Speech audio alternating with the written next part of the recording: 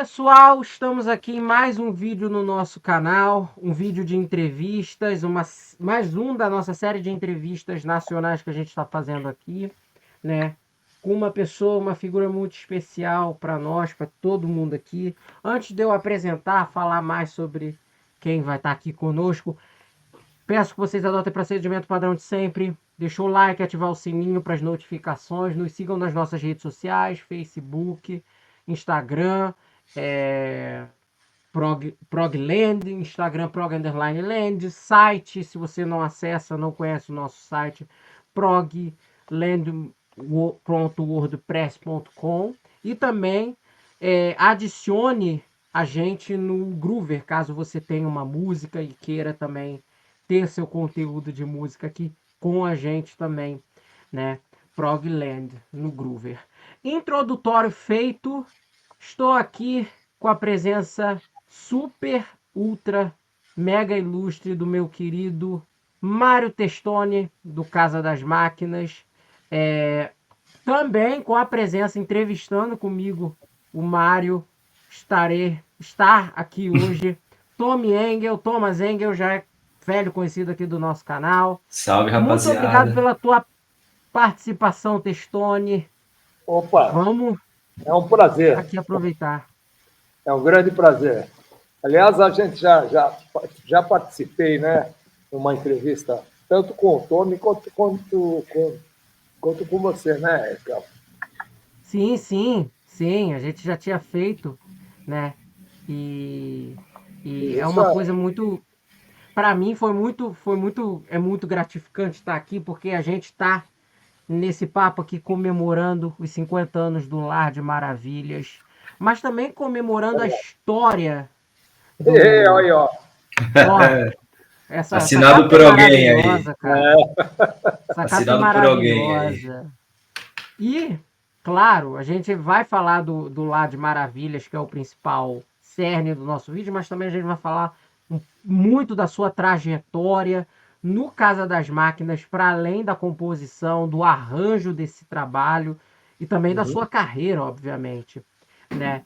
E aí, eu já vou começar a nossa entrevista já um pouco do início, né? Obviamente, fazendo um puta de um paradoxo, enfim, né? Vamos começar do começo. E eu já quero saber como é que a música entrou na sua vida, porque você é um baita de um tecladista, você tem muitas influências já antigas e etc. Você sendo um fruto ali da geração dos anos 50 e tudo mais, né? Eu quero saber como é que a sua trajetória como músico começou. Você começou a tocar muito criança ainda, né? 4, 5 anos de idade e etc. E eu quero Exato. saber quais foram os seus primeiros passos, né? Antes do Gato Preto, né? Que foi a sua primeira banda, né? Corrija se eu Olha, estiver errado. Eu é acho que isso foi, aí né? mesmo, isso mesmo. Então eu quero saber como é que a música entrou na tua vida, quais foram as suas primeiras referências e em que momento você falou, cara, eu vou viver disso, eu quero ser tecladista, organista, que se falava nos anos 60. Na década de 60, de 50, né, nem se falava nada. A gente queria ser, sei lá, músico, né? Queria tocar, não importava o quê, né? Mas é o seguinte, é assim, eu comecei muito cedo, eu comecei a estudar música com 5 anos de idade, mas eu, com 4 anos eu já comecei a tocar, que eu ganhei uma sanfoninha da minha mãe, dos meus pais, né? E aí ia na missa com eles, aquela coisa toda, e voltava e tocava lá, né? E ficava tocando e as músicas que eu ouvia. E aí eu ficava ouvindo o rádio, né? Na época não tinha nem FM, era M. E a M tocava, naquela época, tocava só músicas italianas e óperas. E aí, de vez em quando, rolavam mas uma Clássicas. sinfonia, né? Pintavam umas coisas assim que... Aí meus pais falavam, pô, tem alguma coisa aí que a gente precisa mexer aí, né? E Aí conseguiram um professor italiano, Del Preti Lanfredi, até há pouco tempo ele estava vivo, agora ele já está em outro plano. Está melhor do que nós. Mas, enfim, eu tive ele como meu professor, como meu mestre, dos 5 anos de idade até eu me formar, até 14 anos de idade. Caraca. E eu comecei a tocar, a estudar com ele acordeon, porque naquela época eu queria tocar piano, porque eu tinha uma prima que tinha piano na casa dela. Né? Só que, naquela época, quem fosse tocar piano e fosse menino, era mariquinha. Então, não podia, tinha que tocar um instrumento de homem, que era a sanfona, o acordeon, né? Naquela época Sim. não era nem sanfona, era acordeon mesmo. Né? Então, tinha que tocar acordeon e já tinha um feminismo pintando na parada, né? Que era assim, tinha mulher que tocava acordeon, mas homem para tocar piano, porra, era um parto, né? Mas aí tudo bem, o que eu queria era estar no meio musical, mesmo com 5 anos de idade. Bom, vou dar uma resumidinha, né? Senão a gente vai falar só sobre isso aí. Aí eu aprendi a ler a tal das bolinhas, né? As notas e figuras musicais, todos os símbolos, antes de ser alfabetizado. Caraca! É impressionante, né? Eu lia a partitura e não sabia ler o beabá, né? Beabá, bá, bé, bé, bê, bê, bi, bi. Eu não sabia. Eu sabia ler as notas musicais. E automaticamente tornei assim íntimo, né? Dessa escrita e me fascinou bastante. Então, a minha infância foi totalmente virada para a música. Lógico que quando eu cheguei nos 10, 11 anos de idade, aí esse professor percebeu que já não dava mais para ter uma aula particular e me levou para o conservatório, onde ele era um dos líderes lá do conservatório, que era o Alexandre Lévy, Conservatório Alexandre Lévy. E aí é que eu comecei a tocar piano de verdade, a estudar piano de verdade, meio que escondido, porque uma diretora que dava aula, a dona Yolanda, ela me via, porque eu ia com o professor Delpret, eu ia para o conservatório, né? Ele me pegava em casa e eu ia com ele de carro e tal, para o conservatório. Eu morava ali não sei, bom, vocês são de São Paulo, né? O Kelvin é do Rio. Eu sou do Rio. Kelvin é de São Paulo também? O Kelvin é Não, do eu sou Rio. do Rio. Ah, Sou do Rio. Tá, mas o Tom sabe onde é que vai ser. Eu nasci ali no Paris, perto da Moca, Brás, Belém. Pode crer. E o conservatório era no Tatuapé. Então tinha que ir de carro ou de ônibus, não tinha Uma distânciazinha. Como ele tinha carro e ia para lá, eu ia com ele para ter aula. E eu ia no horário dele. Então, a minha aula, eu chegava tipo uma hora e meia antes. Então, eu levava a lição de casa, da escola, né, para fazer. Só que eu não fazia, eu ficava tipo na aula de piano, né? Estava ali meio escondido na porta, tal, olhando.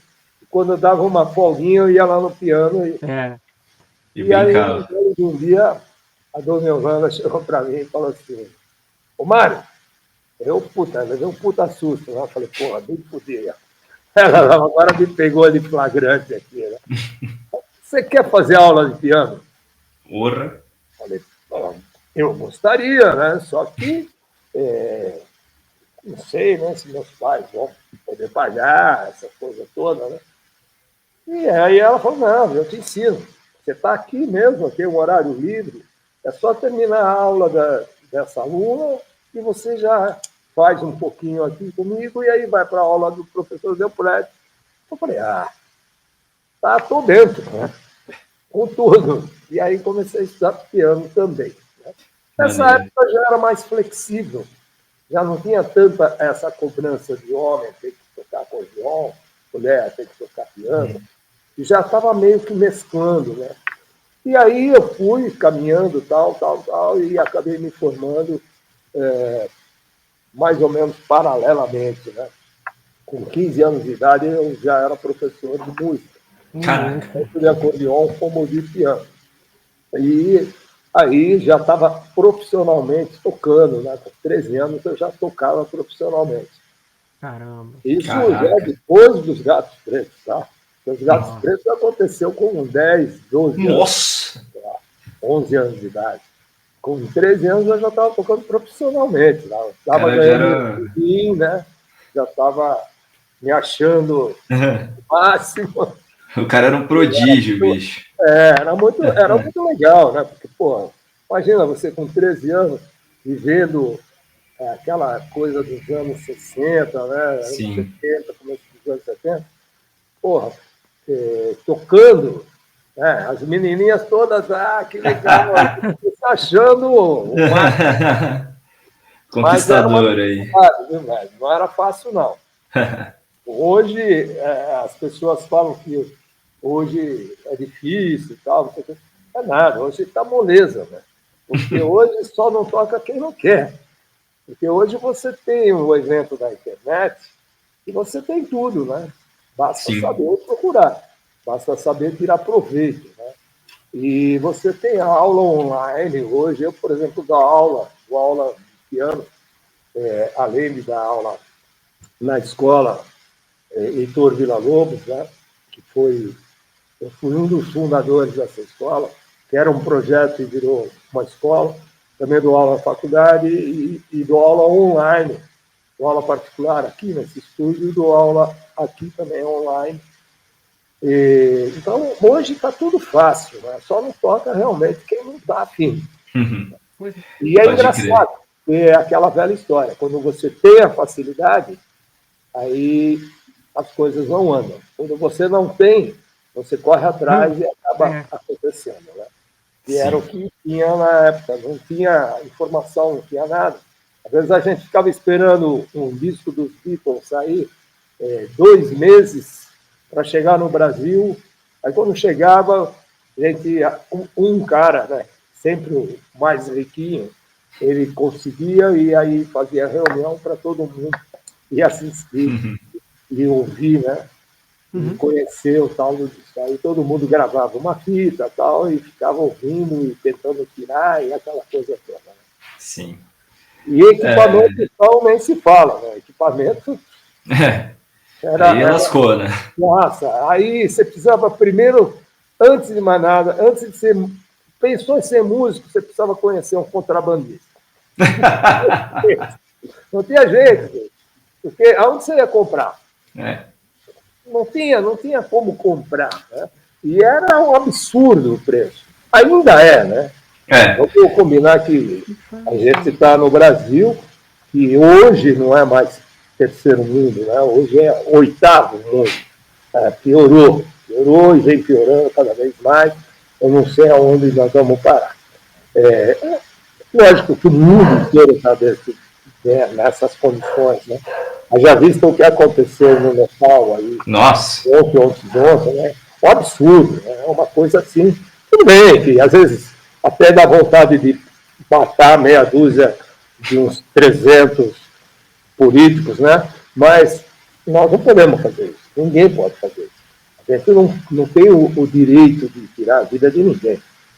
O que a gente tem que fazer é uma luta política, é saber votar, mas aí entra o problema, né? Em quem votar? Esse é o grande problema.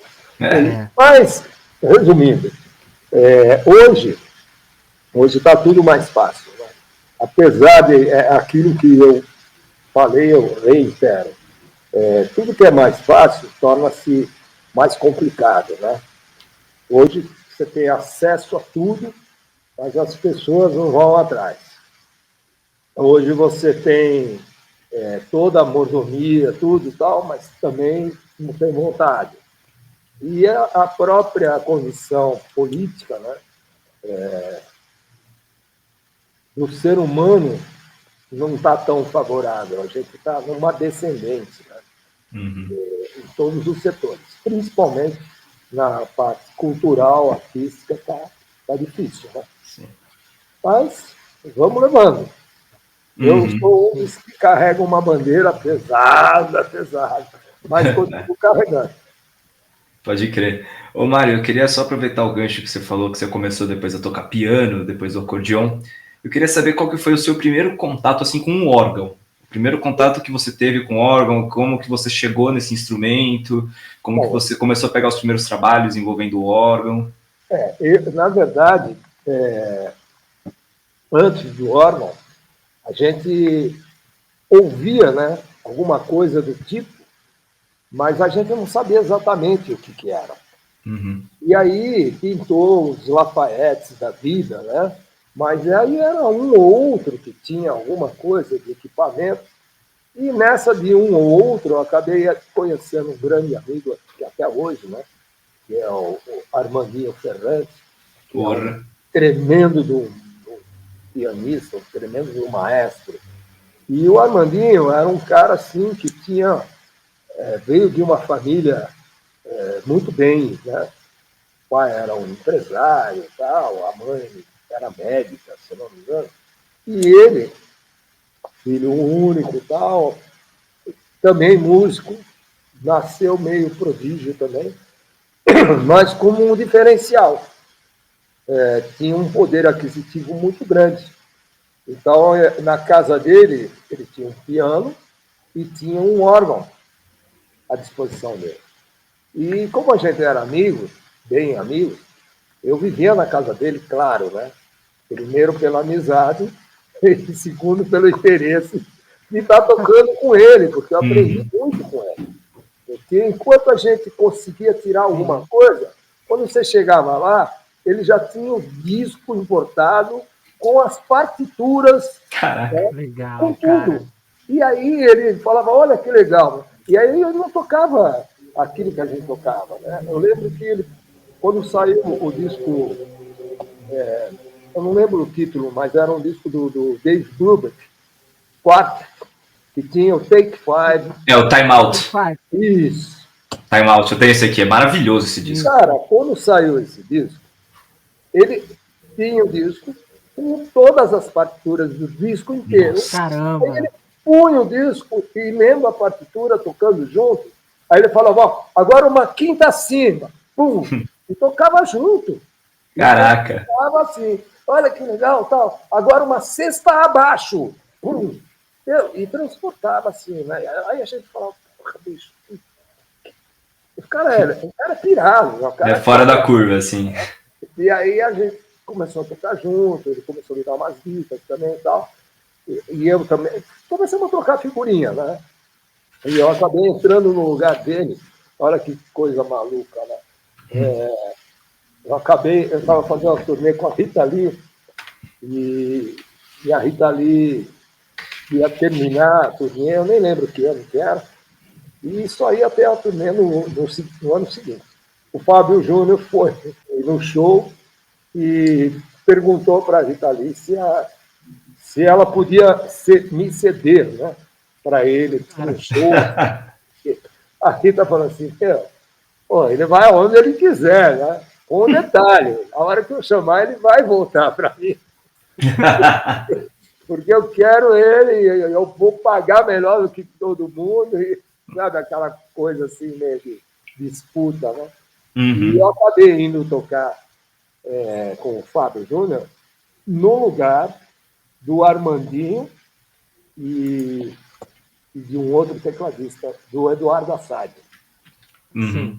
Falecido Eduardo Assad. Eu não sei se vocês conheceram, mas o Eduardo Assad também era outro fora da curva. Era o maestro Eduardo Assad. E ele, o Fábio Júnior, tinha uma banda que tinha esse privilégio. Tinha os dois melhores tecladistas tocando na mesma banda. Né? Os arranjos todos escritos pelo Armandinho, e eram dois tecladistas, cada um com 3, 4 teclados, e já era o Pedro Ivo, baixista, o Elias, se não me engano era o Albino tocando bateria. Era uma bandaça. Só que eles brigaram e a banda inteira foi para Simone. E aí o Fábio Júnior ficou na saudade e eu fui lá substituir tanto o Armandinho quanto o outro, né? E aí o Eduardo Assad. E aí, foi um perereco, né? Porque rolou, tal, bacana. Mas o Fábio também não entendia que, cara, é impossível você substituir alguém. Você pode ser até melhor, sair melhor, mas igual nunca vai sair. Sim. E ele queria o som igual que ele estava acostumado a ouvir. Só que ele tinha uma banda de 15 pessoas e essa banda passou a ter 7, 8. Porque aí nunca ia chegar junto, né? E impossível, né? Imagina, pô, eu sozinho, com 2 mãos, ter que substituir 4 mãos e 2 feras, né? Até aí não tinha problema. Eu apanhava um pouco, mas tinha que estudar. Estudava, saía, não tem problema nenhum. O que é que o pessoal hoje não entende, né? Tá difícil? Senta no banco do piano, ou sei lá onde, e fica lá treinando, tocando, até sair. E sai. Se você tiver vontade, se você tiver um conhecimento, tiver partituras na mão, né? Quando não tem, fica um pouco mais complicado, mas também sai. A questão tudo é treino. É tudo treino. É assim, perseverança, né? Você tem que acreditar e bater na tecla, bater, fazer, todo dia. E aí acontece. E aí aconteceu, né? Mas foi muito engraçado. Então, o meu primeiro contato com o órgão foi com o Armandinho. E aí, logo em seguida, eu fui para uma banda chamada Opus. E o Opus comprou um órgão Vox. Porra! Mesmo órgão do The Doors. Igualzinho. Órgão Vox Continental. Igualzinho. Continental, E era igualzinho. Aquele vermelho, a tecla branca era preta e a preta era branca. Sim. E uma coisa diferente, um diferencial. E aí eu tive o primeiro contato com um órgão de verdade, e aí veio a Leslie.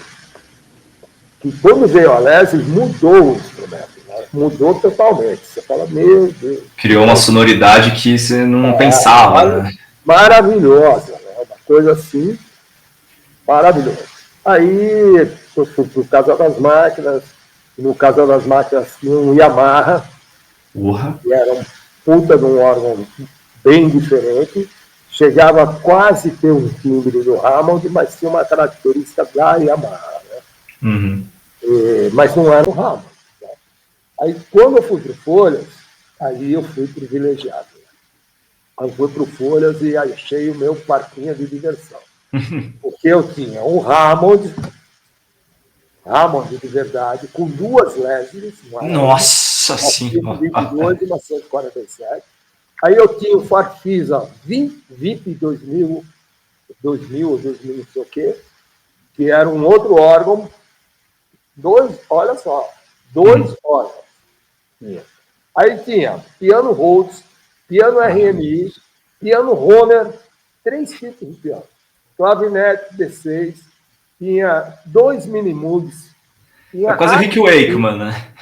Eu me senti o Rick Wakeman. Pois é. Ó. Essa aqui é a raridade também, viu? Caraca. Camiseta do Rick Wakeman. Tem que vir trajado. Tem que vir uniformizado, né? Na elegância. E aí eu me senti realmente o Rick Wakeman, porque o Oswaldo chegou para mim e falou assim, cara, ó, a gente tem isso. Eu falei, mas eu posso usar tudo isso aí? Ele falou, não. É teu, você que sabe. Não, mas eu estou perguntando, eu posso usar ao vivo? Você que sabe. Eu falei, então eu preciso de alguém que trabalhe só para mim, né? Trabalhe junto comigo, que vai montar do jeito que eu quero, que vai ligar do jeito que eu quero. Tá? E aí foi escalado um dos Rhodes, né? Que tinha.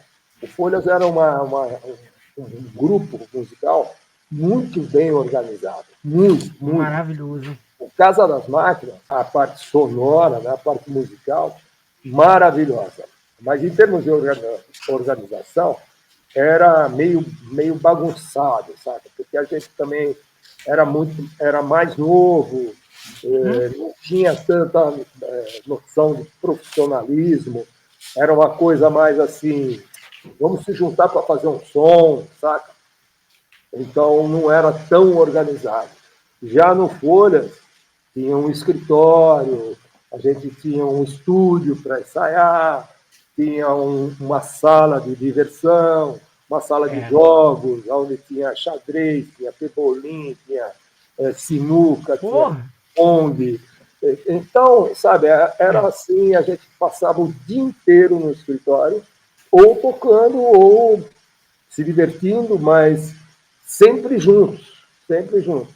E mesmo se divertindo, a gente fazia campeonatos, né? Campeonatos de xadrez, tal, não sei o quê, e sempre o papo era música. A gente estava sempre falando sobre música, como é que devia tocar aquela música, ou com tal música, como é que ia ser indo para o estúdio, como é que a gente ia resolver, como é que ia fazer, e não sei o quê. Então era muito mais profissional. E o seu Oswaldo Malaguti, que hoje hoje não, né? Ele sempre foi dono do Mosh, do estúdio Mosh, e é meu irmão querido, querido irmão mesmo. É um irmão que eu não tive, né? Eu tenho duas irmãs, e o Malaguti, ele é meu irmão mesmo. Hoje ele está no estúdio Mosh na Granja Viana. Mostra um estúdio classicíssimo, estúdio que já gravou muita gente. É brincadeira, né? Pois é. E o Oswaldo é gente finíssima. E ele é, assim, um puta administrador, sabe? Ele é um cara que ele cuidava, na época, ele cuidava de dinheiro da banda. Porra, nunca teve problema nenhum. Eu nem sabia quanto eu ganhava. Eu nem queria saber de dinheiro. Eu queria saber de tocar. Queria saber quando é que você vai para a Inglaterra buscar equipamento. Sabe? Queria saber isso aí. E aí ele fazia as divisões, né? Recebia da RCA e tal, aí dividia o dinheiro, ó, isso aqui é teu, isso aqui é teu, isso aqui é teu, eu acho que vocês têm que aplicar aqui, assim, assim, assado, e a gente não queria nem saber de aplicação, a gente queria saber de comprar carro novo. Aí comprava Mustang, comprava, quando achava, né? Porque não tinha carro importado lá. Você encontrava lá nas bocas, lá de São Paulo, ali na Avenida Rio Branco, ali, tinha umas bocas que vendiam os carros importados usados, mas eram uns puta carros. E a gente não queria nem saber de guardar dinheiro, né? E o Oswaldo sempre guardando, segurando, e dando uma de paizão, né? Ele tinha um pouco mais de idade do que a gente, mas do que eu, né? Dos outros, ele tinha mais ou menos a mesma idade. Mas ele tinha esse lance de meio paizão, né? E até hoje, até hoje. Às vezes eu me encontro com ele, eu vou lá no estúdio, ele, pô, e aí, como é que você tá? Ó, cuidado, pô, tô contente, você tá bem, pô, pegou um serviço, tá ganhando uma grana, só segura a grana, segura por aí. E sempre dá esses conselhos assim, sabe? Sim. Então, a diferença do Casa para o Folha era essa aí, né? E o Folha me deu esse gostinho de poder pôr a mão em tudo quanto é teclado. Melotron, a gente tinha um Melotron. Porra! E aí, sabe, porra, a hora que eu entrei no Folha e nós gravamos o disco em português, e muita gente diz que esse disco era para ser o quarto LP do Casa das Máquinas, né? Porque eu entrei com a função de levar um rock progressivo para o Folha. E aí a primeira exigência foi não gravar em inglês, gravar em português. E foi o que aconteceu. Claro que não vendeu o que vendia antes, mas vendeu e hoje tornou-se um disco completamente culto e procurado, caríssimo, quando achas para comprar, porque é uma coisa assim, uma obra de arte. Perpetuou, né? Sim. E eu tive a oportunidade de conhecer todos esses teclados. Minimoog, por exemplo, eu tinha não só 2 Minimoogs, mas eu tinha um Moog satélite, tinha um Arc Odisseia, Caramba. tinha 4 sintetizadores e máquinas, né? Assim que o pessoal usava lá fora, usava um, eu tinha 2, 3. Né? Então, isso também ajudou bastante. E aí eu acabei também pesquisando, procurando saber como é que funcionava. E isso não para nunca. Até hoje, me mandaram sobre Hammond, né? Sobre programações de Hammond e tal. E eu já conheço bem e tal. Mas, cara, até hoje chegam algumas informações e aí eu escuto, leio, assisto o vídeo, vou lá no meu e faço a configuração e vejo a diferença, como é que não é tal. Porque é um instrumento que você cria o som. Né? Ele não Sim. vem pronto. Tá? Esses novos, né? Esse que você viu lá, Tony, eu usando lá no FIC, eu usei um Hammond, um SK1, que é um portátil, né? Sim. Porque, infelizmente, não dá para você levar um B3 para qualquer É. lugar. Né? B3 É é do um... tamanho de uma mesa. levar um móvel, né? Tem que levar uma escrivaninha com as 2 máquinas de costura do lado. Né? Então, é impossível, infelizmente. Mas, quando dá, vai o grande. Né?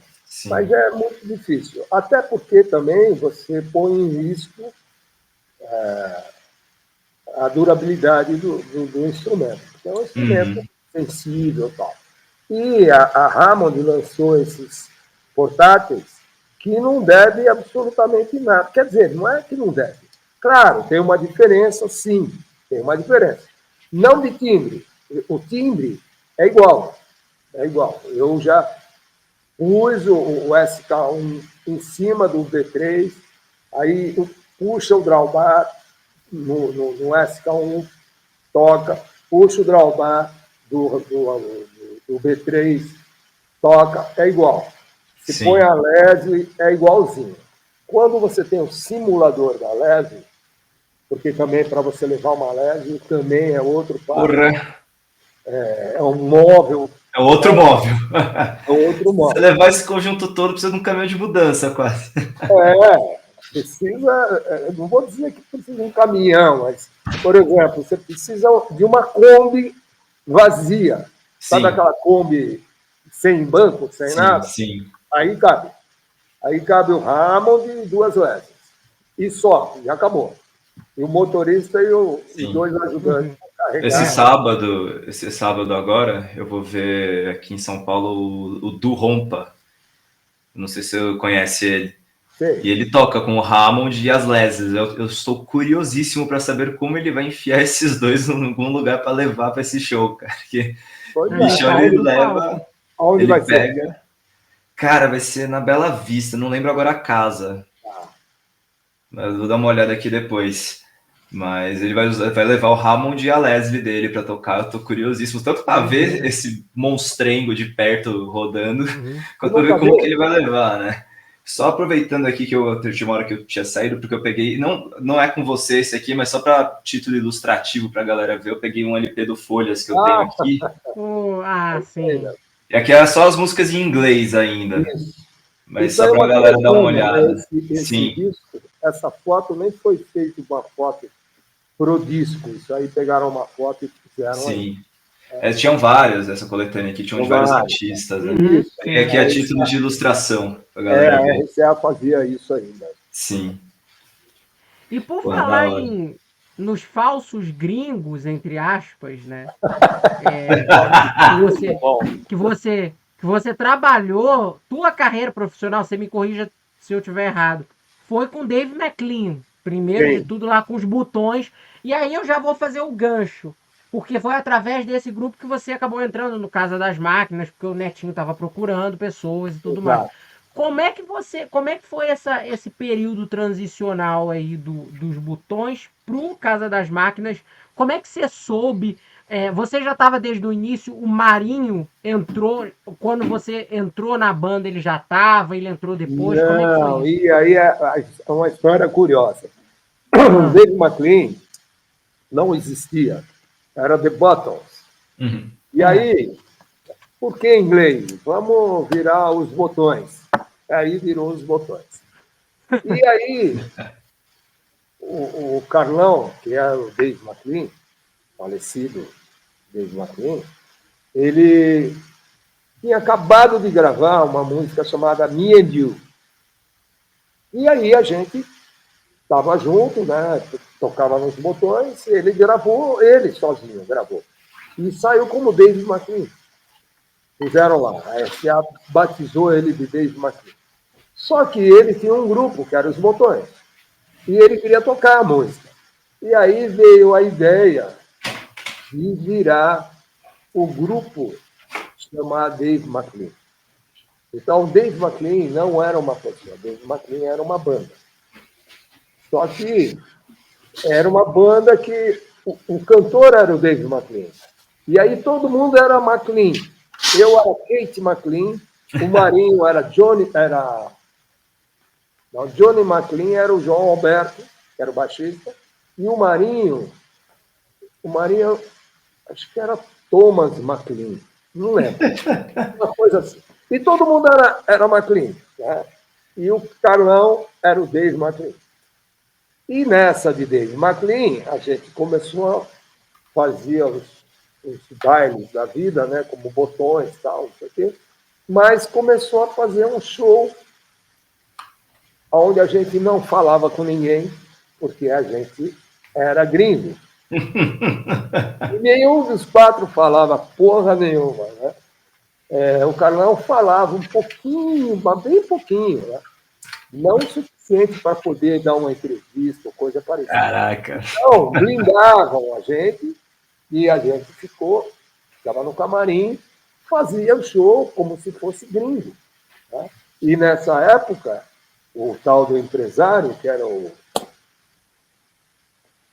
Dudu, acho que era Bidu, Dudu, qualquer coisa assim, eu não lembro.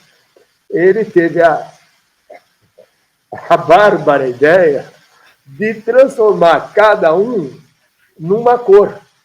Puta que Então pariu. eu vestia só vermelho. Meu E Deus. imagina o cabelo tingido de vermelho. Nossa. Esse cabelo que agora está curto, né? Que era o dobro do Curtíssimo. tamanho, pintado de vermelho. Nossa. O João Alberto usava só verde e o cabelo tingido de verde. O Carlão, que tinha pouco cabelo, ele já era meio carequinha, meio calvo, usaram uma peruca nele, meio black power, dourada, né? E ele só ficava dourado, vestia dourado, né? E o Marinho era azul. O Marinho baterista, o irmão do Netinho. Bom, e aí a gente começou a fazer show e tal, não sei o que lá. Precisava gravar. Aí voltamos para o estúdio e gravamos. Gravamos, tudo escondido e tal, não sei o que. Tudo música inédita, música da gente. Música do Carlão, do Dave McLean, música minha, do Kate McLean, música do João Alberto, do Johnny McLean. E o Marinho tinha participação também, né? E aí a gente gravou o We Say Goodbye, que foi regravado, inclusive, com Christian. eu acho que com uma O cantora. Christian regravou ela. Quem? O Christian. O Christian, não. Please Don't Say Goodbye. O Christian gravou. Ah, Please Don't Say Goodbye. Eu Sim, gravei essa música. É claro. E essa música é do Elias de Almeida, sim, não, sim. guitarrista do Roberto Carlos. Toca com o Roberto Carlos. E ele era guitarrista do Opus. Lembra da banda Opus? Não, sim. E A o sua, Opus. E foi nessa época. Eu já estava gravando, eu já estava nessa época. Foi antes dos Botões, foi logo depois dos Gatos Pretos. E aí nós gravamos o We Say Goodbye. E tinha um refrão, why did I say goodbye? Why did I say goodbye to me? I did I say goodbye to you. E quem regravou, se não me engano, foi a Ivete Sangalo. Ô, louco! Se não me engano. Alguém Caraca. lá do Nordeste? Não teve uma versão, a versão aí, eu acho que o verteram para português ou qualquer coisa assim, eu não me recordo. Exatamente. Teve uma Isso. tradução. Né? Do Folhas também. Do Folhas, o Limão com Mel, Limão. Tem uma banda chamada Limão com Mel, não tem? Acho que sim.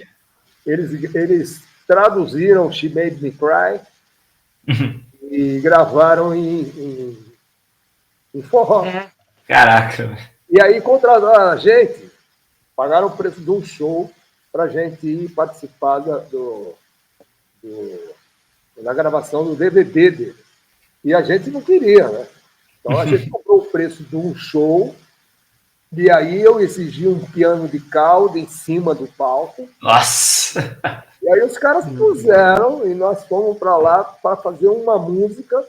Ficamos no melhor hotel, ganhamos a grana de um show. Se procurar no YouTube, tem. Os caras queriam muito que vocês tocassem. Eles queriam, porque eles gravaram, fizeram uma versão legal. Uma versão e, musicalmente falando, dentro da onda deles, né, de forró, essa coisa aí, ficou legal.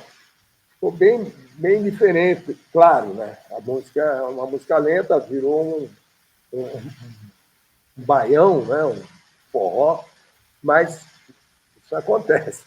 Bom, resumo. Gravamos, estourou, vendeu. Bom, Me and You vendeu 1.400.000 cópias. O Me and You. O We Said Goodbye vendeu 1.600.000 cópias. Pois é. Imagina. Caraca. Eu com 15, 16 anos, Porra! 1.600.000 cópias vendidas. Você nem mensurar uma coisa dessa, tá ligado? Nossa, a gente não tinha noção, né? Mas quem tinha noção? O Dave, o Carlão, né? Que ele era bem mais velho do que todos nós, do que os outros três, e a gente estava vivendo ainda aquela fantasia de vamos tocar, vamos ser artista, vamos não sei ainda com 15 anos, já chegando nesse patamar, eu já chegar na escola no dia seguinte e falar, então, rapaziada, meu disco vendeu aí 1 milhão. Toma. Pois é. E aí entrou a RCA no meio. A RCA no meio convenceu o Carlão a se aliar com um de nós, para não parecer que ele tinha desmontado tudo, só que nem eu e nem o Marinho iríamos compactuar com isso, com certeza. E aí ele pegou o João Alberto, que era o mais novo integrante do The Buttons, né?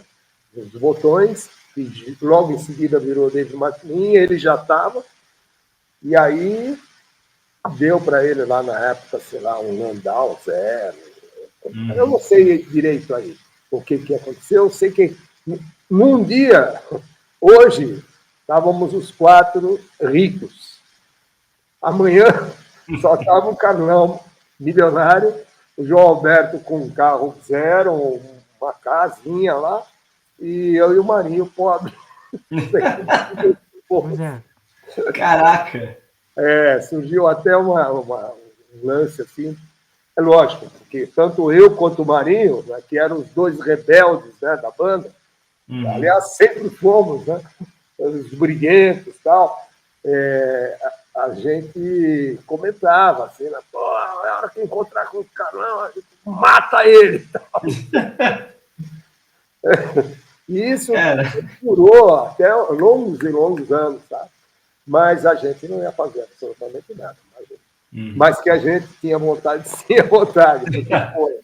Nós vendemos 1.600.000 cópias e aí não recebemos porra nenhuma.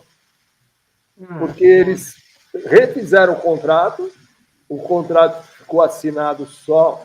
Quer dizer, o contrato nem foi assinado, porque era para ser assinado e tal, mas aí refizeram, só ficou o Dave McLean e ele assinou sozinho. E ganhou toda a grana.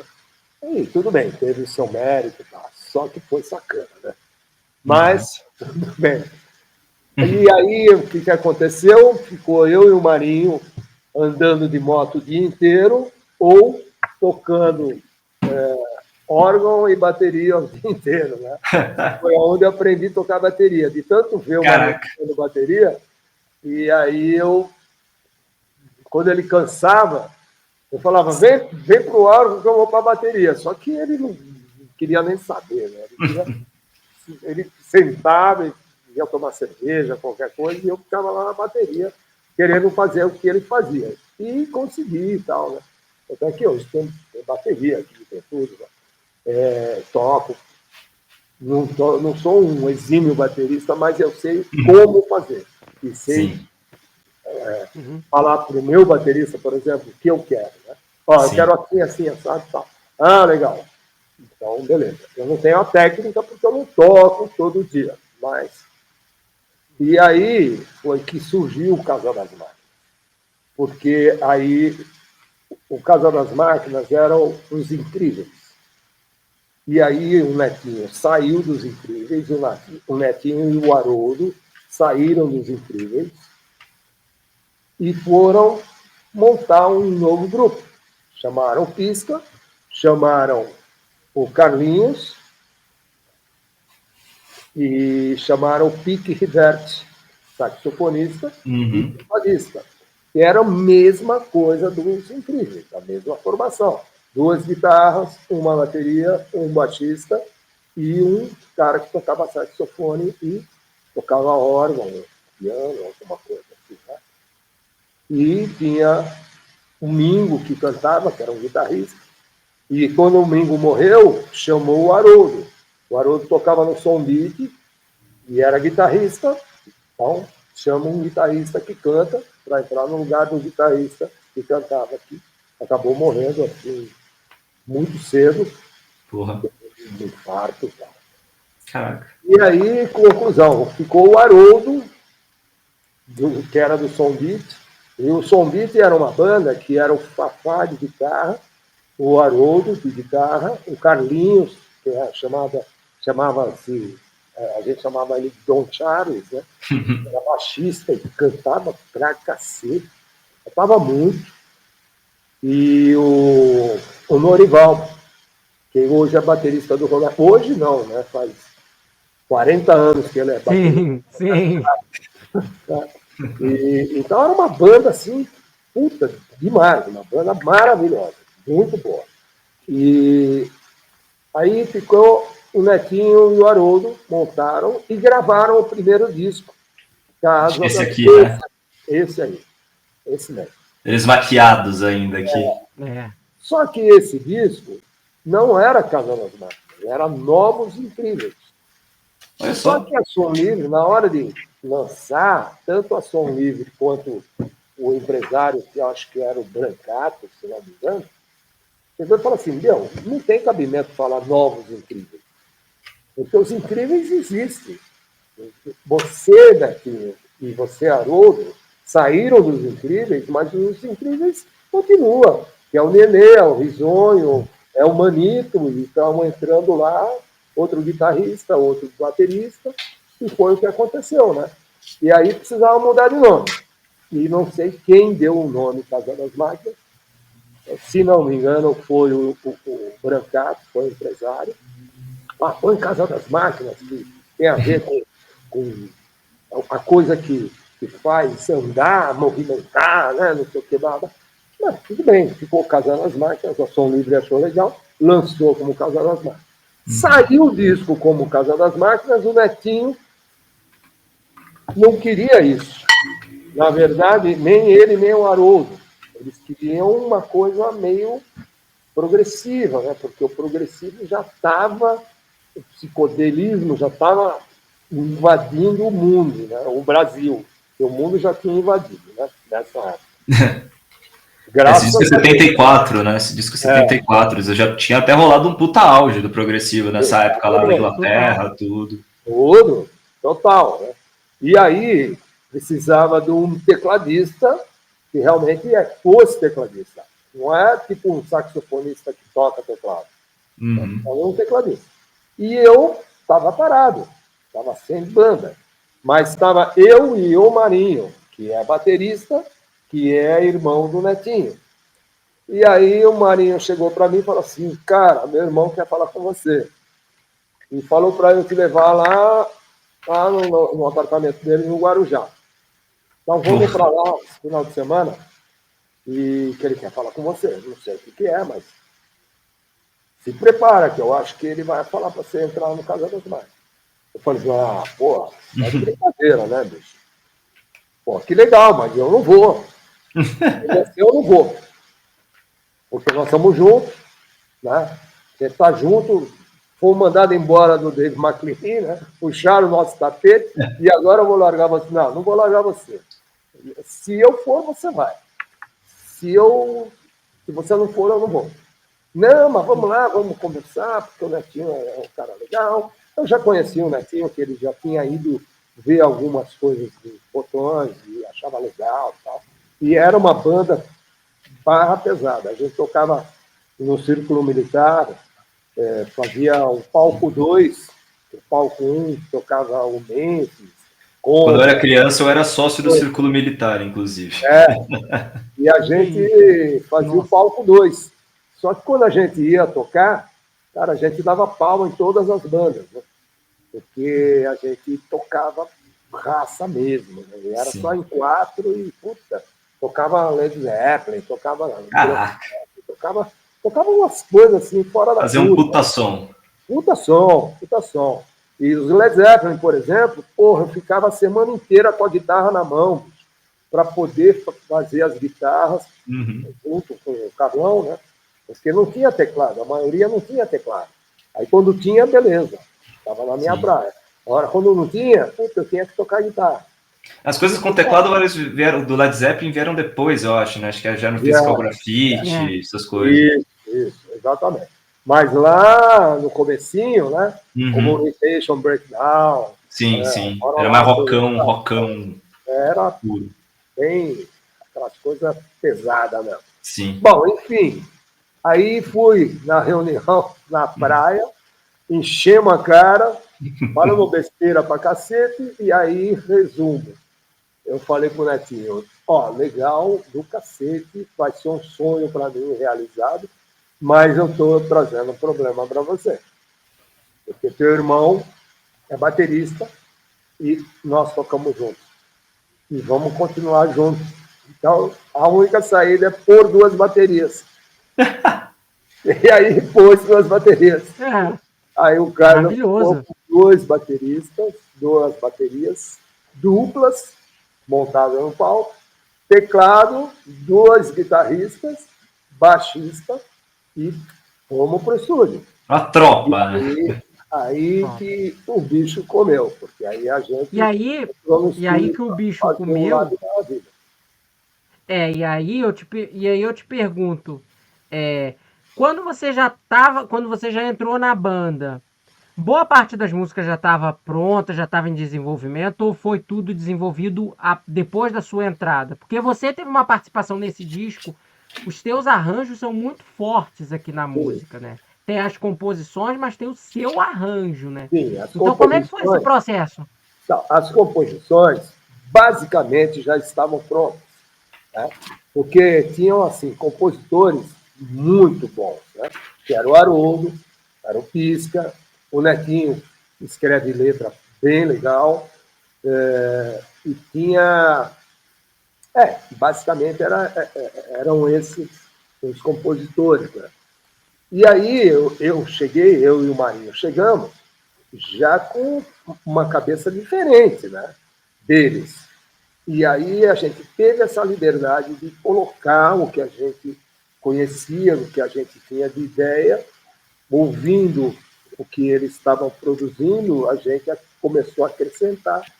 E como eu tive essa liberdade também, e era o que eles queriam, de colocar bastante teclado, que era a onda progressiva, né?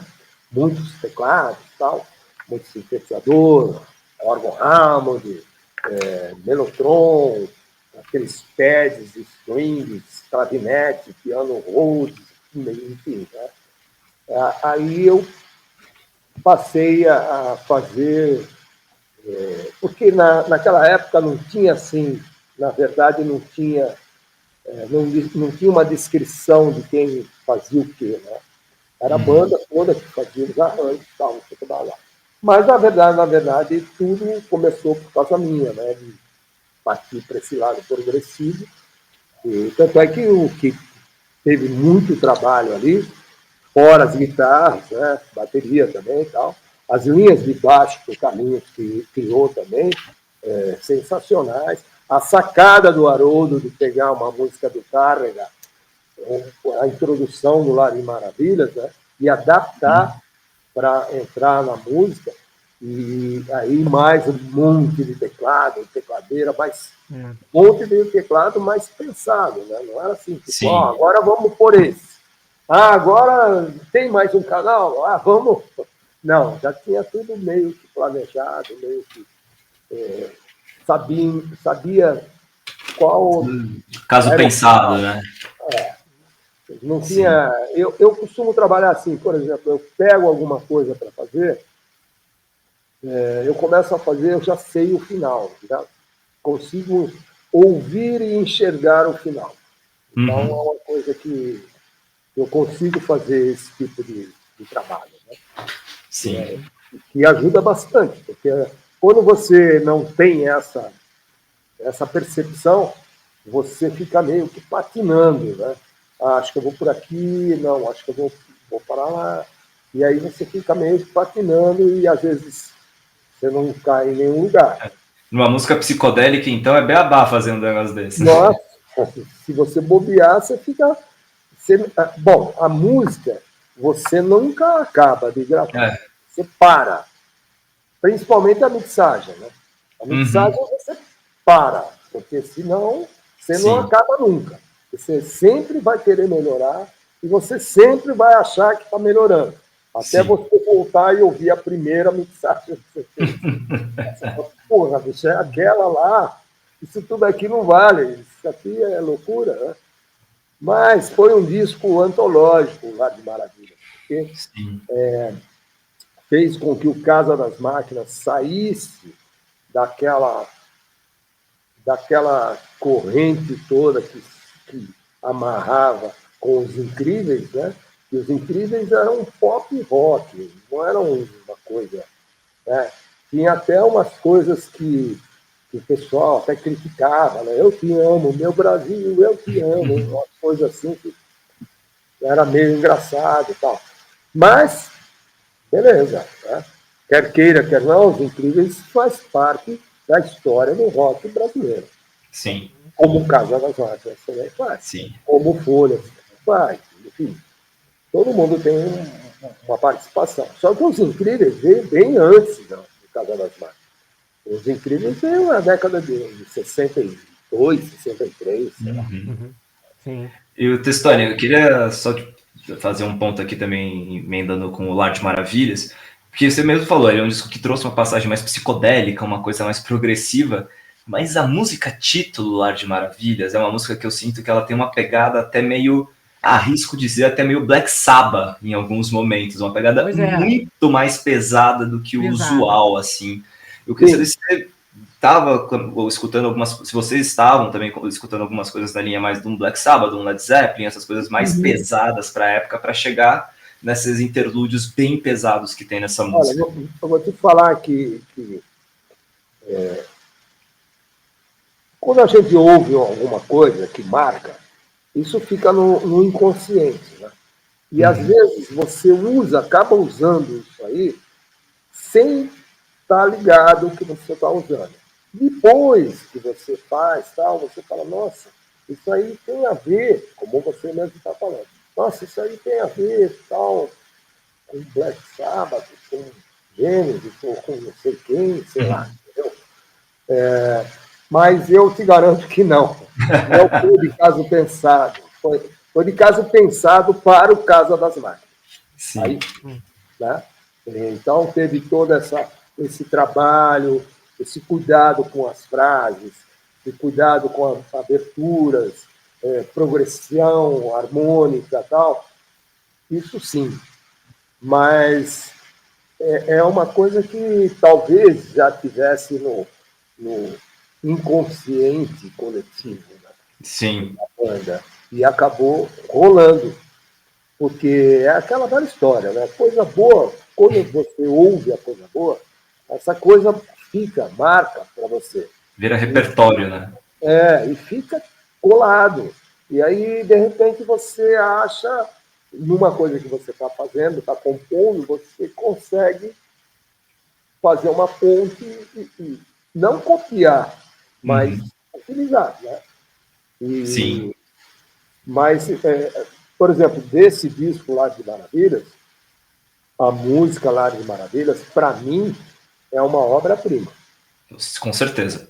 Com certeza Tem absoluta. assim, tem Astralização, Vale Verde, né? Tem músicas muito boas, mas o Lar de Maravilhas Nossa. não é à toa que leva o título de disco. Uhum. Uma porrada essa música, cara. Sabe? A que estourou não foi, nem foi o Lar de Maravilhas, foi o Vou Morar no Ar, né? Sim, Que também é uma música legal, mas é mais comercial. sim. Né?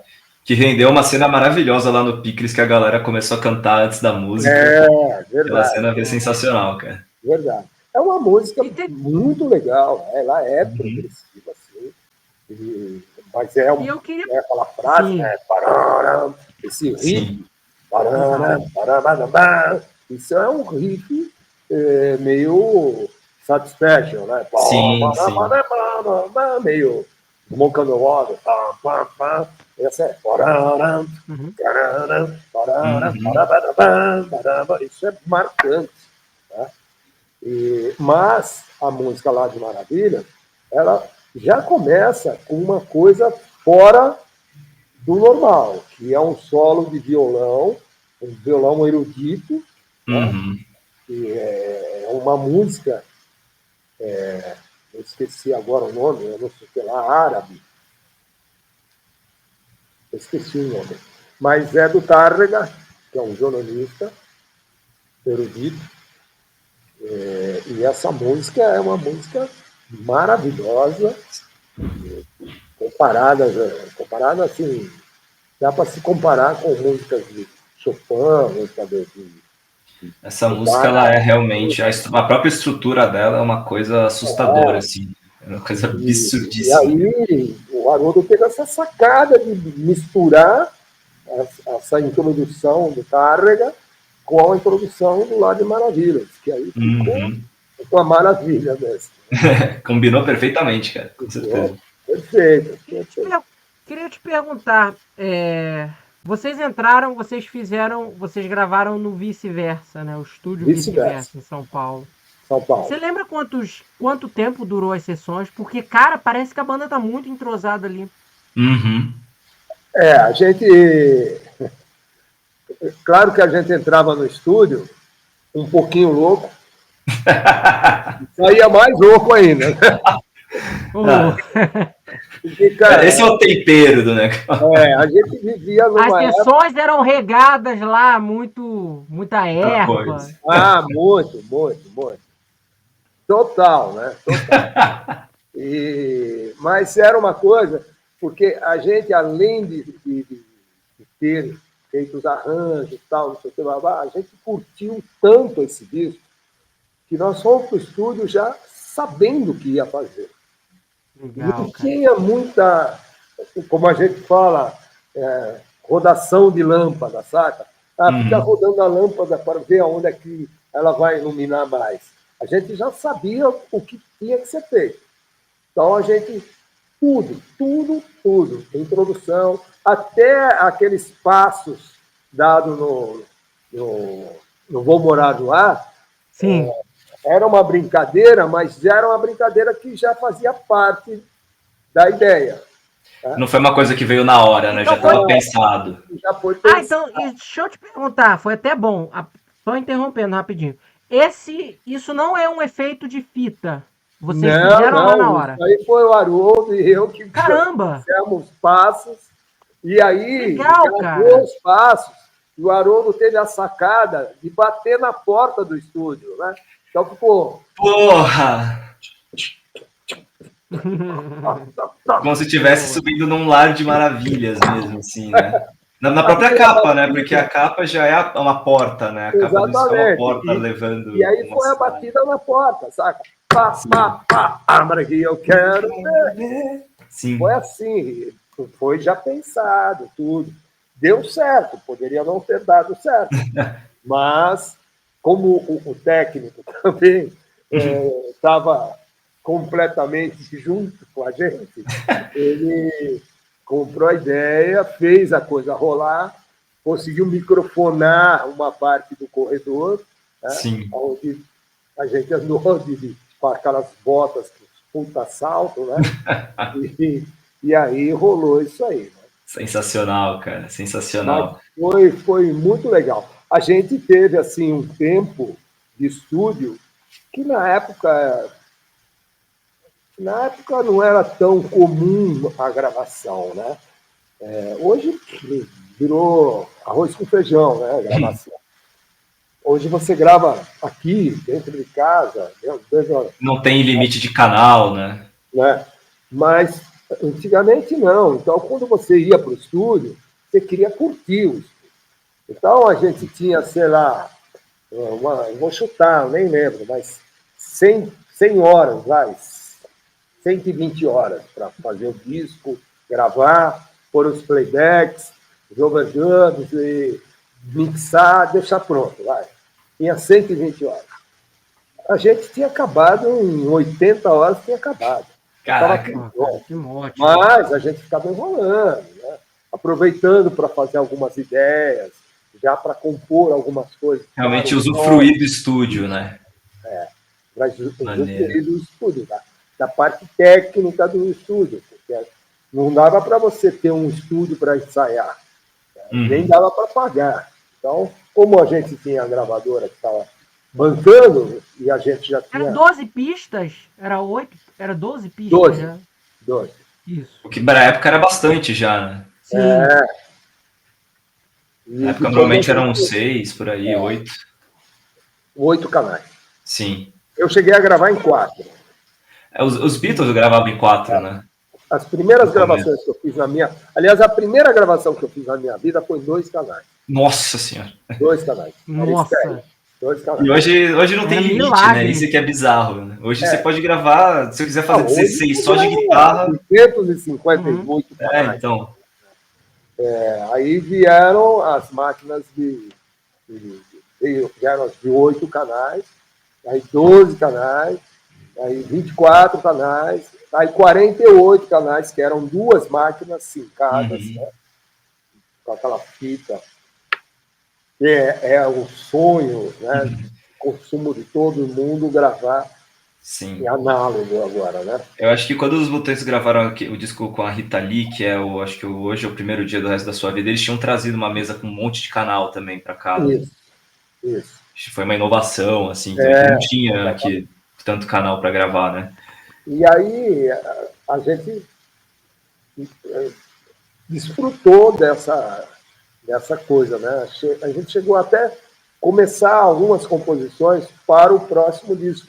Porque naquela época, quando você assinava o contrato com uma gravadora, você tinha por responsabilidade sua, né, você o contratado, fazer pelo menos um trabalho anual, que Sim. era um disco. Você tinha que lançar um disco. Tanto é que teve o disco O Casa das Máquinas, né? Primeiro, o segundo, Lar de Maravilhas, e o terceiro, Casa de Rock. E o quarto, há quem diga que eram algumas músicas do Folha, né? Em português. Sim. Que não rolou e nem chegou a acontecer, porque também o Casa parou e tal. Eu saí também, né? E aí, é outra história, né? Aonde a gente chega hoje, né? O Casa hoje, tem muita gente que eu acho engraçado, porque todo mundo tem uma mania, no Brasil principalmente, né? Ah, porque não é mais o Casa da Praia. Porra, bicho, se é ou não é, vamos combinar o seguinte: pega o disco gravado, último, e põe na vitrolinha, né? E escuta, e vê Esse se aqui. é exatamente esse aí. Descasso, diga-se de passagem, tá, rapaziada? Eu sou suspeito Ótimo. em falar, tá? Mas eu vou falar. Aquele negócio assim, pronto, falei. Eu, eu demorei quase 40 anos para voltar para o estúdio com o Casal das Máquinas. Tá? Desde do Casa de Rock, a gente parou por motivos que, de repente, a gente outra hora fala sobre isso aí, que é um papo longo, muito É um sério. motivo delicado, né? Sei, eu tô ligado, tô ligado. A gente só pincelar, a gente tem que Para quem falar. quiser saber com um pouco mais de detalhe, eu acho que teve um podcast recente lá do Inteligência Limitada que aborda isso um pouco mais. Sim. Que é mais dedicado ao rock dos anos 70 brasileiro. Aí eu tive algumas entrevistas que eu falei sobre isso. Sim, sim. Porque eu não recuso em falar. Eu acho que você viveu uma coisa, você tem que assumir essa coisa. Né? Apesar de eu não ter vivido, eu não estava na época, eu já tinha saído do Casal das Máquinas. E isso foi provado até juridicamente falando, oficialmente falando. Mas, Porque enfim. quando aconteceu tudo o que aconteceu, você já estava fora do grupo. Já né? estava. Eu tinha saído exatamente há 13 ou 14 dias Nossa. antes. Sim. Eu já tinha feito o meu lançamento no Folhas, num final de semana, e no outro final de semana, que foi onde aconteceu, eu estava em Bauru, tocando nesse sábado. Nossa. Eu só vou dar uma pincelada aqui pra gente até não se estender tanto e focar bastante até no próprio Lar de Maravilhas, focar no resto da discografia. Só vou dar uma contextualizada para quem tá assistindo a gente, que ocorreu uma briga, né, entre o Casa das Máquinas, entre integrantes do Casa das Máquinas e um repórter que infelizmente resultou na morte desse repórter. Na verdade, era um cameraman, né? Era um cameraman, isso. Cinematográfico. Sim. Da Record. Sim, e acabou resultando na morte. Ele já tinha um problema de cirrose e tal. E aí, nada justifica, tá? Sim. Nada justifica. Aconteceu. Tanto é que houve um julgamento, foi o primeiro grande julgamento com público, com júri, com não sei o quê, com babá. E foi fatal, né? Teve uma morte, infelizmente, e aí foi aonde o juiz decretou o final do Casal das Máquinas, o recolhimento de todos os vistos no Brasil e fora do Brasil. Fora do Brasil tudo bem, mas não poderia mais sair. Nada, né? E nesse caso também teve essa história e acabou que não houve uma penalização, entre aspas, no debate público das pessoas, entre aspas, que estavam envolvidas em si. Era a banda, era todo mundo. Era o nome Casa das Máquinas. Então isso foi pior. Eu acho que a pior coisa foi isso, porque não houve a individualização. Né? Era mas todo o que mundo. acontece? Ter um ou dois, todo mundo, entende? Mas o que acontece? Eu não estou defendendo um lado nem outro, tá? Mas é assim, quem estava lá que ia se apresentar era algum elemento do Casa das Máquinas ou era o Casa das Máquinas? Sim. Era o Casa das Máquinas.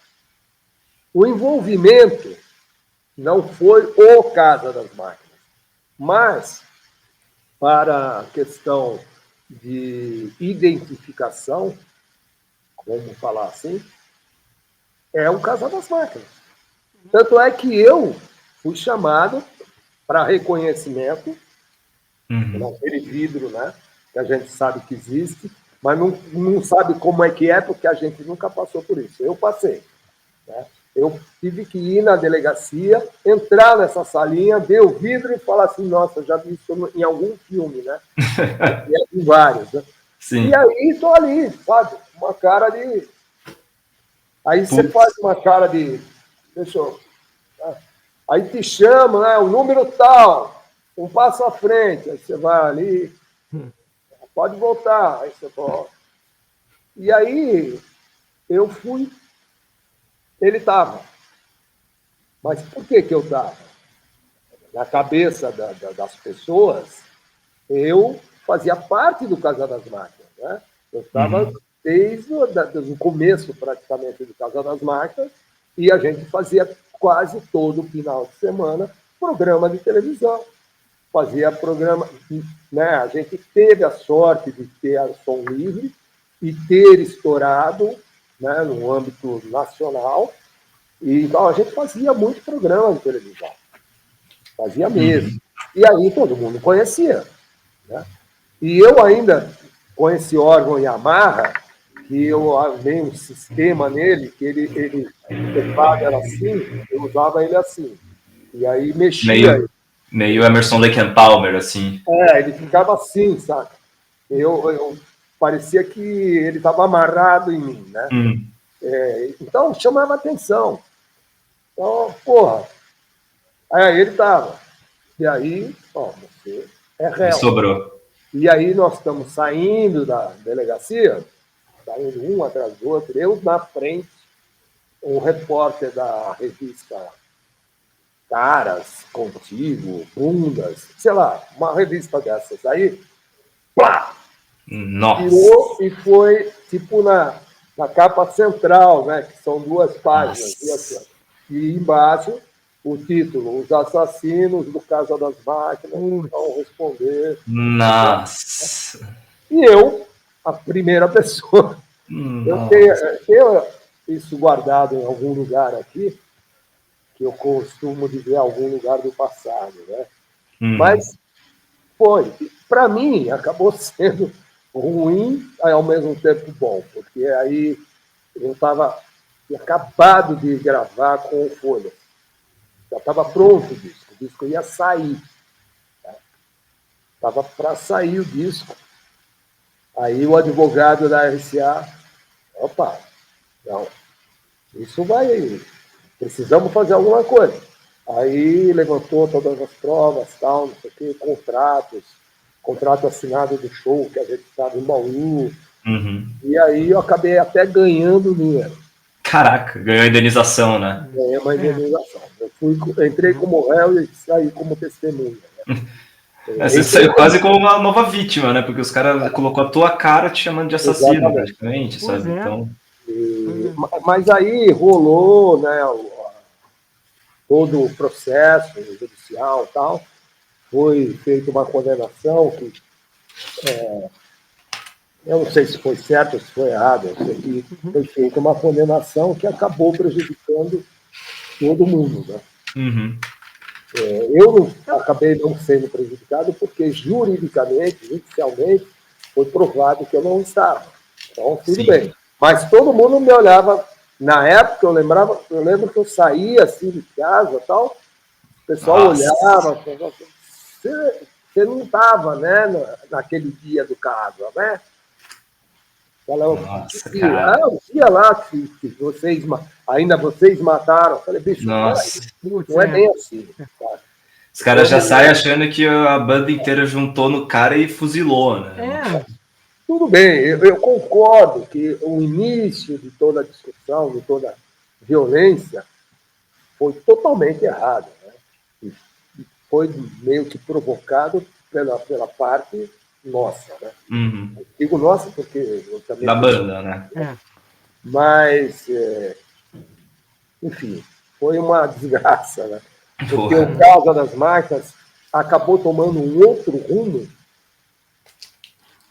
e a gente estava, pouco antes, a gente estava a ponto de sair para a ala internacional. Nossa. Né? E aí, por causa de um show, eu acabei me expondo com o Simbas, e aí tivemos uma briga feia tal, e eu cheguei para o Netinho e falei assim, velho, entre eu e o Simbas, para você é mais importante o Simbas. Então, fica com o Simbas e eu vou sair. Claro que eu já tinha uma proposta de Folhas, e eu já tinha aceito, porque eu já não estava aguentando mais.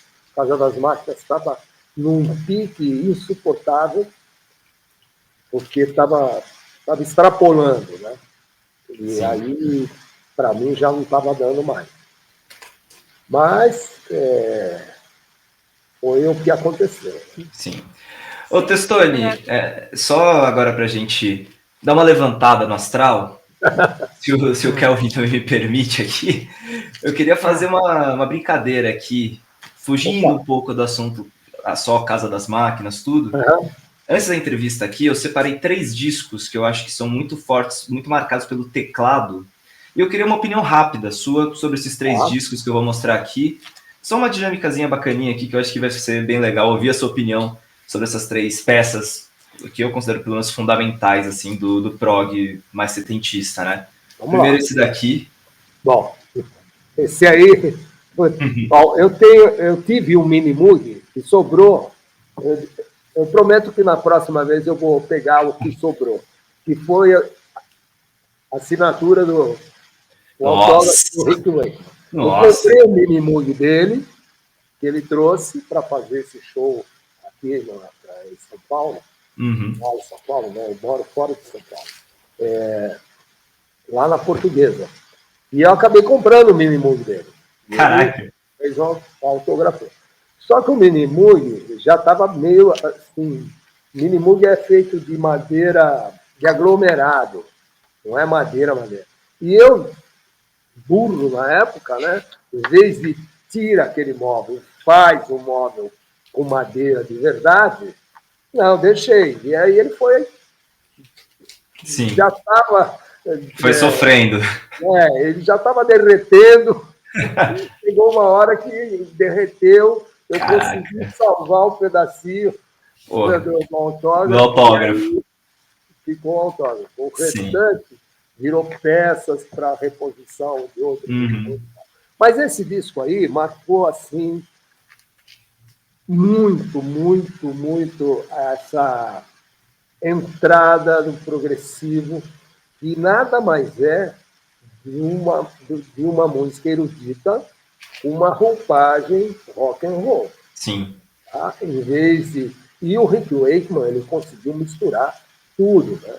Inclusive a sinfônica e o coral, né? Vou pegar aqui para a galera ver a capa um pouco, que dá para ver aqui o Rick Wakeman no centro tudo, né? E a orquestra junto. A orquestra de Londres, né? A Sinfônica de Londres, com o coral de Londres também, e a composição tudo dele. Então ele pegou a história, né, a escrita do Júlio Verne, transformou no musical, e foi sensacional, marcou a época, né? Porque, porra, e ele colocou locução, né? Tinha um narrador, né? Fazendo narração, e com fundo musical, orquestra, fazendo aquele fundo. Porra, maravilhoso. Sensacional. Isso, para mim, marcou muito, né?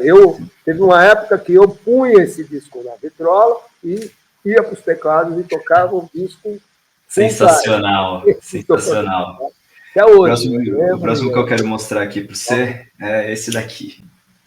Bom. Aí é covardia, né? Aí é elite já. Nós estamos falando, talvez, um dos maiores tecladistas do mundo, né? Keith Emerson. Aliás, eu optei em ser Kate McLean por causa do Keith Emerson. Caraca! E o Keith Emerson, infelizmente, teve uma escolha de fim de vida trágica, né, cara? Muito trágica, né? Para quem acredita no espiritismo, né, em reencarnação, eu acredito, sou adepto, inclusive, né? Acho que ele não tinha noção do que ele ia passar, né?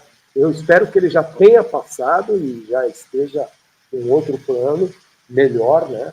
Do que o sofrimento de quem acaba cometendo um suicídio, né? Mas ele teve um problema nas mãos, né? Que não deixava ele tocar como ele tocava. Ele tocava muito forte, né? Ele teve um problema nos tendões, alguma coisa assim. O problema mas ele estava tocando, ainda estava tocando, dava para ele tocar. Se ele não tivesse cometido esse absurdo, né? Até hoje ele estaria tocando lá os temas que ele conseguia, né? Não precisava chegar ao extremo, né? Eu acho que foi uma decisão muito sem pensar, infelizmente. Agora, ele foi assim, talvez, muito mais, ele tinha uma performance mais, mais violenta do que o Rick Wakeman. Sim. Ele tocava, na minha opinião, ele tocava mais que o Rick Wakeman. Sim. Ainda levava o Moog inteiro, né, para o palco. O Rick Wakeman, ele tinha um lado mais melódico, né? Mas tecnicamente o Keith Emerson era outra coisa. quase que perfeito, sabe? Sim. Se é que pode se chamar, né? Sim. E um último aqui, antes de abrir para o Kelvin fazer a próxima pergunta, um que a gente comentou já no último vídeo que você apareceu aqui. Ele. E essa obra de arte aqui ainda. Disco aí. Disco. E esse grupo, né? Onde todo mundo fala de todo mundo, né? De todos os integrantes e tal. E quando fala nesse cara, às vezes nem lembra qual é o nome desse cara, né? E esse cara é o tecladista, é o arranjador, é o diretor musical, muitas é vezes o cara que fala no Gênesis, é o Tony Banks. O Tony Banks, para mim, aí entre os três, bicho, é difícil. Né? É difícil falar sobre três. Esses três ainda, né? Não dá, mas para mim, se eu tivesse que escolher, se eu tivesse a oportunidade de escolher quem eu gostaria de ser, né? Cara, eu gostaria de ser um pouquinho de cada um. Caraca. Não, mas é verdade, eu gostaria de ser o Tony Banks. Sim. Você ainda estava me falando, antes da gente entrar, que você trocou uma ideia com ele recentemente, né? Uns 2 meses, por aí, 2, 3 meses. Foi um acaso, assim, um acaso. Estava conversando com os amigos, um bate-papo, assim, no Zoom da vida lá. E aí chega quem? Chega ele. Né? É um lorde, né?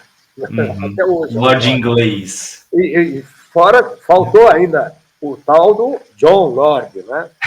Porra! Esse também faz parte também. desse pacote aí, tá? Se a gente for falar de todos os grandes, a gente vai ficar umas 3 horas aqui, né? Pô, aproveitar até aqui. Eu vi uma apresentação do John Lord e Rick Wakeman, que foi assim, maravilhosa. Né? Isso aí é... Agora, você fala uma coisa dessas, a live até cai de tão pesada. Né? Mas o Tony Banks, para mim, ele é o cara completo. Ele é o cara, assim, ele tem uma visão de composição, uma visão de arranjo, ele tem umas sacadas harmônicas completamente fora daquilo que a gente costuma estudar dentro do erudito. Né? Ele conseguiu mesclar tudo e fazer um novo tipo de música, tá? uma nova modalidade. E aí trouxe para o Gênesis e aconteceu. Também deu a sorte, né, de ter Phil Collins, Peter Gabriel, Mark Hurtford. Ter todo esse pessoal fraquinho, né? Pouca bosta, né? Assim. É fraquinho. E agora também um detalhe, né? Um detalhe super importante. Porque ele é meio chato, o Tony Banks. Bom, todo gênio e todo cara que está liderando, né? Eu, por exemplo, a gente estava fazendo navios aí, né? O ano passado, o ano retrasado.